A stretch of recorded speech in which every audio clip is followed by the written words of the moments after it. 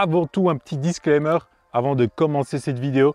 Tous les produits que je vais vous présenter, je n'ai pas été payé pour vous les présenter. J'en ai demandé certains et d'autres j'en ai acheté. Et voilà, c'est vraiment toute transparence que je fais cette vidéo et c'est vraiment dans le but de vous aider à améliorer votre utilisation de ce masque DJI. Par ailleurs, les liens qui sont dans la description, pour la plupart, en tout cas je le mettrai, je le noterai, ils sont affiliés Amazon ou autres. Voilà, les liens affiliés, c'est quoi? C'est des liens sur lesquels vous cliquez et pour lesquels moi je reçois une commission. Vous de votre côté, le prix ne change en rien. C'est juste, le magasin, il me donne une rétro-commission par rapport à ça. Ça permet quoi? Ça permet de faire vivre la chaîne, ça permet de m'acheter du matos pour faire mes reviews, pour faire toutes les vidéos que vous voyez avec la qualité que vous voyez.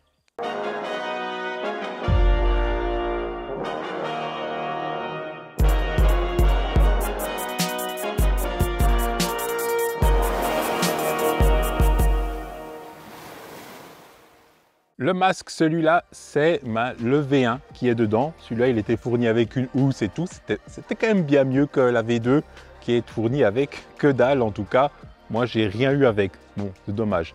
Pas grave. La housse, elle fait rien du tout.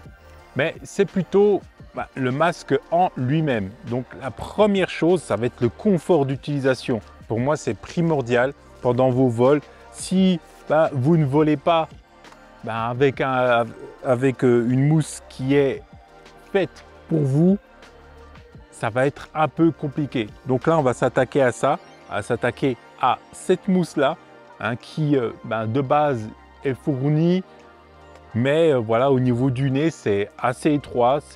On n'a pas tous les mêmes morphologies. Moi, j'ai viré direct la mousse de base et j'ai adopté celle-ci.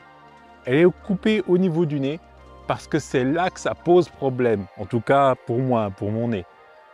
Niveau nez, on a un tout petit bout de mousse du coup avec ce remplaçant. La lumière ne rentre pas selon la taille de votre nez. Après, il faudra ajuster un peu. Ça rajoute un confort quand on porte le masque, surtout sur de longues sessions, croyez-moi. C'est hyper agréable pour avoir déjà passé beaucoup de temps avec le masque sur la tête. Et voilà, pas sur la tête, c'est-à-dire quand vous arrêtez votre session, vous le mettez un peu au-dessus. La mousse, si elle n'est pas top, ça va vous faire une marque ou quoi. C'est pas très agréable sur le long terme. Donc oui, honnêtement, sur de longues sessions, c'est super agréable. Ce qui est fourni aussi avec la mousse, c'est le strap. Et c'est pour moi le deuxième élément à changer obligatoirement. Perso, celui fourni est trop serré. Voilà, avec les trois bandes là, sur le côté et sur le dessus, c'est juste impossible. J'arrivais pas à mettre le masque correctement, l'ajuster devant mes yeux. Là, avec celui-là, ce bandeau simple, je peux l'ajuster correctement à ma tête. Pas de mal de crâne, on se concentre juste sur ses vols. Alors, améliorer le retour, oui, il existe un hack pour augmenter la puissance de réception-émission du masque et du module, soit le Vista KDX ou soit le Air Unit du DJI. Mais ça, c'est super simple à trouver. Je vous fais confiance pour vous trouver ça sur YouTube. C'est blindé de trucs comme ça, il n'y a pas de souci. Là, on est plus sur du matériel pour améliorer le taux de pénétration du signal. Ça veut dire quoi? Le signal sera meilleur quand vous serez derrière un arbre, dans un bandeau ou encore sur un terrain compliqué avec pas mal de relief, comme ici par exemple. Au pire, vous aurez des gros pâtés sur le retour, mais pas de coupure dans le masque, ce qui est clairement pour moi mon plus gros flip. Et c'est pourquoi je vous conseille le masque cristal de chez DJI. Prenez-les bien avec les petites antennes ici omnidirectionnelles, parce que ce serait bête de prendre que ça. Voilà, parfois c'est vendu que ça séparément, donc faites bien attention. De toute façon, comme d'habitude, je vous mets un lien, il est affilié, c'est sur le site de iFlight directement et il y en a énormément qui volent avec ça. Une petite chose quand même que je voudrais préciser ici sur le masque V1, on est en 5,8 GHz Pour le V2, il y en a qui parfois ont le DJI FPV. Honnêtement, ne prenez pas ça parce que ça va tout vous passer en 5.8. Et la V2, on le sait, c'est du bi-band 2,4 GHz, 5,8 GHz. Si c'est pour piloter des drones DIY avec du AirUnit ou du Caddx Vista, pas de souci, allez-y, foncez. Par contre, si c'est pour votre DJI FPV, non, faites vraiment l'impasse là-dessus. Je sais qu'il en existe des bi-bands de la marque je ne sais plus quoi, que je vais marquer juste en bas. Et ça va aussi améliorer le taux de pénétration, même si avec le DJI FPV, honnêtement, on est quand même bon au niveau portée. Partagez le retour vidéo. Vous n'avez pas forcément de masque DJI FPV parce que ça coûte, hein, ça coûte pas mal, mais vous voulez peut-être partager ce que vous voyez dans votre masque. Sachez que c'est possible. Pour ça, il vous faudra un smartphone sous Android et le masque DJI. Alors c'est en V1. Pour la V2, j'ai pas testé, honnêtement. Le développeur indique que c'était valable pour la V1. DigiView, c'est le nom de l'application. C'est uniquement disponible sur Android. Sur iOS, ça ne passera jamais dans l'App Store, ce genre de choses pour faire du hack, on va dire. Bref, on peut récupérer le retour sur un smartphone en étant branché en USB-C. Donc en gros, pour résumer ici, le port USB-C que vous avez là sur votre masque, vous le branchez à votre smartphone et sur lequel vous démarrez l'application DigiView. C'est vraiment sympa pour montrer à ses proches ses vols et transmettre les sensations de l'immersion, même si on n'est pas dans le masque. Et bien sûr, au-delà de tout ça, vous pouvez même enregistrer carrément ce retour-là si vous avez un petit soft qui fait la capture d'écran sur votre téléphone. Ça, c'est aussi pas mal. Au-delà de ce partage-là, il existe des box créées par des fabricants sur lesquels on a des sorties en HDMI pour carrément mettre sur des plus grands écrans, sur des télévisions, etc. etc. C'est possible avec aussi un Raspberry Pi. Ça, je vous mets le lien dans la description. C'est du DIY, c'est faisable voilà, par vos propres moyens. Tout est indiqué. C'est en anglais, mais ne paniquez pas, c'est pas compliqué. Alimentation infinie. De base, avec les lunettes, on vous livre un câble qui gère l'hélipo en XT60 ou bien le powerbank en USB-C. L'hélipo, c'est pas fou à gérer.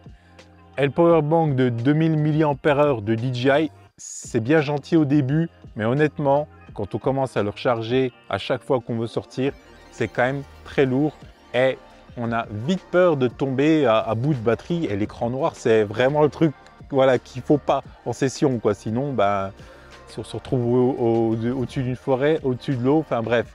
Je sais qu'on doit checker ce genre de choses, mais on ne sait jamais. Par inadvertance, ça peut arriver. Comble de tout ça, le câble USB-C de DJI n'est compatible qu'avec leur powerbank. Allez-y, je vous laisse faire le test.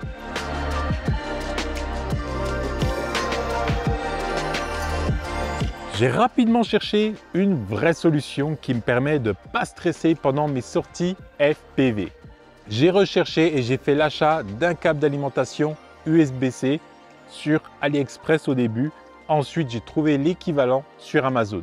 Il est compatible avec des powerbanks en Quick Charge QC ou PDQC 3.0. Il faut bien retenir ça parce que c'est vraiment important.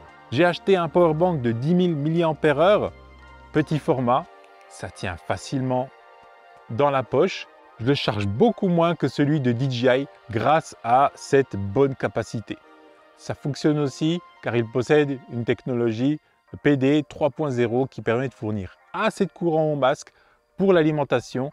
Ça fait plus d'1 an que j'utilise ce système et c'est zéro problème, zéro stress, je vous assure.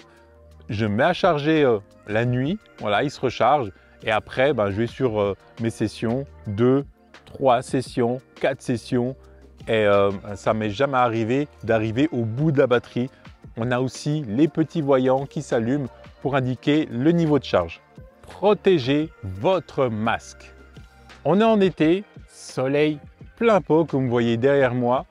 Vous posez par terre votre masque face au soleil, les lentilles face au soleil. Vous le reprenez et vous avez une grosse tache sur les écrans. Vous venez de cramer les écrans via les lentilles du masque. Eh oui, ça a eu l'effet loupe avec le soleil et c'est irréversible. Il faut en renvoyer en réparation, voilà, pour changer les écrans, ainsi de suite, ainsi de suite. Heureusement, perso, ça m'est jamais arrivé. Et pour cause, j'ai depuis le début imprimé en 3D, voilà, un écran de protection pour mon masque. Et je vous donne les liens sur Thingiverse. Il y a plusieurs modèles. Moi, j'utilise celui-là. Voilà, celui-là, il est pratique parce qu'on peut ranger les petites antennes DJI dessus si vous les utilisez encore. Et ça fait office de protection des petits écrans et des lentilles. Sinon, vous pouvez aussi en acheter une version un peu plus tissu, cuir, enfin faux cuir parce que c'est pas du vrai cuir, sur Amazon. Et bien sûr, bien placé, ça permet vraiment de protéger votre masque sur le long terme. Voilà, j'espère que vous avez bien pris note de tout ça. Sinon, repassez-vous tous les chapitres. Si vous avez aimé la vidéo, pouce en l'air direct. Les questions, c'est en commentaire. Et bien sûr, abonnez-vous et activez la petite cloche. Ça, c'est le petit truc important. Vous êtes sur la chaîne NKO, photographier, filmer, voler en toute sécurité. À la prochaine. Peace!